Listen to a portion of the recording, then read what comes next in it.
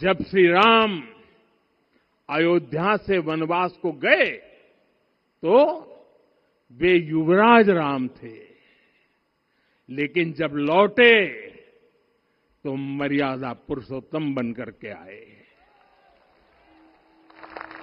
और उनके मर्यादा पुरुषोत्तम बनने में महर्षि वशिष्ठ का ज्ञान, महर्षि विश्वामित्र की दीक्षा, महर्षि अगस्त्य का मार्गदर्शन, निषाद राज की मित्रता,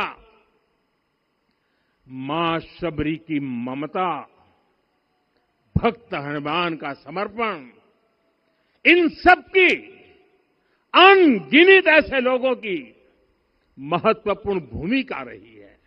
साथियों, विकसित भारत बनाने के लिए भी समाज की इसी सामूहिक शक्ति की आवश्यकता है। मुझे बहुत खुशी है कि राम मंदिर का दिव्य प्रांगण भारत के सामूहिक सामर्थ्य की भी चेतना स्थली बन रहा है। यहां सप्त मंदिर बने हैं। यहां माता शबरी का मंदिर बना है, जो जनजातीय समाज के प्रेम भाव और आतिथ्य परंपरा की प्रतिमूर्ति है। यहां निषादराज का मंदिर बना है। ये उस मित्रता का साक्षी है जो साधन नहीं, साध्य को, उसकी भावना को पूजती है। यहां एक ही स्थान पर माता अहिल्या है, महर्षि वाल्मीकि है, महर्षि वशिष्ठ है, महर्षि विश्वामित्र है, महर्षि अगस्त्य है और संत तुलसीदास है। रामलला के साथ साथ इन सभी ऋषियों के दर्शन भी यहीं पर होते हैं। यहां जटायु जी और गिलहरी की मूर्तियां भी है, जो बड़े संकल्पों की सिद्धि के लिए हर छोटे से छोटे प्रयास के महत्व को दिखाती है। मैं आज हर देशवासी से कहूंगा कि वो जब भी राम मंदिर आए तो सप्त मंदिर के दर्शन भी अवश्य करें। ये मंदिर हमारी आस्था के साथ साथ मित्रता, कर्तव्य और सामाजिक सद्भाव के मूल्यों को भी शक्ति देते हैं। साथियों, हम सब जानते हैं, हमारे राम भेद से नहीं, भाव से जुड़ते हैं। उनके लिए व्यक्ति का कुल नहीं, उसकी भक्ति महत्वपूर्ण है। उन्हें वंश नहीं, मूल्य प्रिय है। उन्हें शक्ति नहीं, सहयोग महान लगता है। आज हम भी उसी भावना से आगे बढ़ रहे हैं। पिछले 11 वर्षों में महिला, दलित, पिछड़े, अति पिछड़े, आदिवासी, वंचित, किसान, श्रमिक, युवा, हर वर्ग को विकास के केंद्र में रखा गया है। जब देश का हर व्यक्ति, हर वर्ग, हर क्षेत्र सशक्त होगा, तब संकल्प की सिद्धि में सबका प्रयास लगेगा और सबके प्रयास से ही 2047 जब देश आजादी के 100 साल मनाएगा, हमें 2047 तक विकसित भारत का निर्माण करना ही होगा। साथियों, रामलला की प्राण प्रतिष्ठा के ऐतिहासिक अवसर पर मैंने राम से राष्ट्र के संकल्प की चर्चा की थी। मैंने कहा था कि हमें आने वाले 1000 वर्षों के लिए भारत की नींव मजबूत करनी है। हमें याद रखना है, जो सिर्फ वर्तमान का सोचते हैं वो आने वाली पीढ़ियों के साथ अन्याय करते हैं।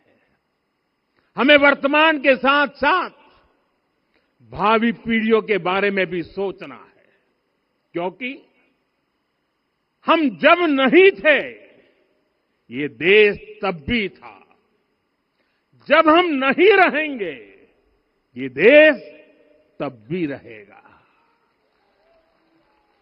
हम एक जीवंत समाज है, हमें दूरदृष्टि के साथ ही काम करना होगा। हमें आने वाले दशकों, आने वाली सदियों को ध्यान में रखना ही होगा। और साथियों, इसके लिए भी हमें प्रभु राम से सीखना होगा। हमें उनके व्यक्तित्व को समझना होगा, हमें उनके व्यवहार को आत्मसात करना होगा। हमें याद रखना होगा, राम यानी आदर्श, राम यानी मर्यादा, राम यानी जीवन का सर्वोच्च चरित्र, राम यानी सत्य और पराक्रम का संगम। दिव्य गुणे शक्र समो रामः सत्य पराक्रमः। राम यानी धर्म पथ पर चलने वाला व्यक्तित्व। रामः सत्पुरुषो लोके सत्यः सत्यपरायण। राम यानी जनता के सुख को सर्वोपरि रखना, प्रजा सुखत्वे चंद्रस्य। राम यानी धर्म और क्षमा का दरिया। वसुधाया क्षमा गुणे है। राम यानी ज्ञान और विवेक की पराकाष्ठा।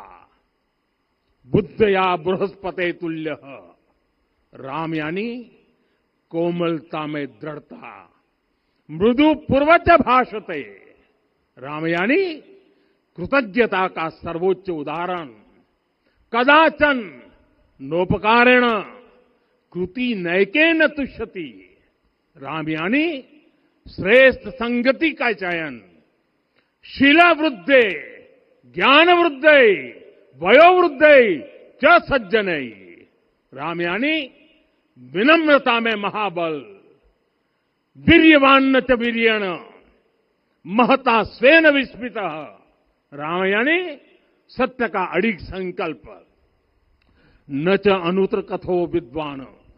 राम यानी जागरूक, अनुशासित और निष्कपट मन।